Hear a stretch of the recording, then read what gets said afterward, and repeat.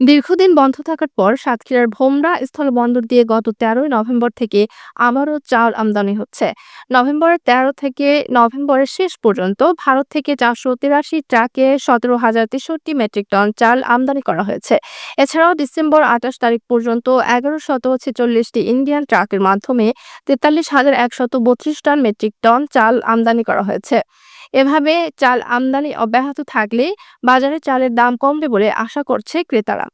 তবে স্থানীয় ব্যবসায়ীদের দাবি, এখনো এ আমদানির কোনো প্রভাব বাজারে পড়েনি। ভারত থেকে শুল্কমুক্ত সুবিধার চাল আমদানি দেশের বাজারে সরবরাহ বাড়ানোর একটি গুরুত্বপূর্ণ পদক্ষেপ। বাজারে এর বাস্তবিক প্রভাব দেখতে আরও কিছুটা সময় লাগতে পারে বলে মনে করছেন সংশ্লিষ্টরা। আমাদের স্থানীয় আমদানিকারকেরা ইন্ডিয়া থেকে $390 থেকে $410 এর ভেতরে চাউল আমদানি করতেছে। আর চাউলের পার কেজি ডিউটি আসতেছে ৳1.60 থেকে 70 পয়সা।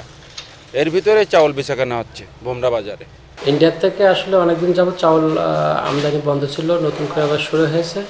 এখন স্বর্ণা, আপনার রত্না, মিনিকেট, নাজিরশাল এগুলো আমদানি হচ্ছে।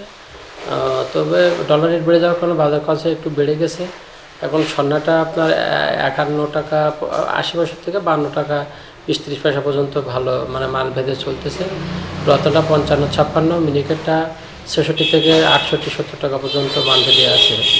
নাজিরশালটা মোটামুটি আপনার 68-69 এরকম যাচ্ছে। ওটাই কেনার ওপরে আমরা 20-25-30 পয়সা লাভ রেখে আমরা আর কি খুচরা বা পাইকারি বিক্রি করি। ভোমরা স্থলবন্দর উপপরিচালক মোহাম্মদ রুহুল আমিন জানান, সরকারের শুল্কমুক্ত নীতির কারণে ব্যবসায়ীরা উৎসাহিত হয়ে চাল আমদানি করছেন। এতে দেশের বাজারে চালের সরবরাহ বাড়বে বলে তিনি আশা প্রকাশ করেন।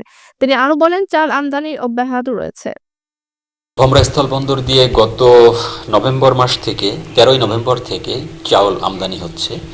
নভেম্বর মাসে ১৩ তারিখ থেকে নভেম্বর মাসের শেষ পর্যন্ত ৪৮২ ট্রাক এবং ১৭,৪৬৩ মেট্রিক টন চাউল আমদানি হয়েছে।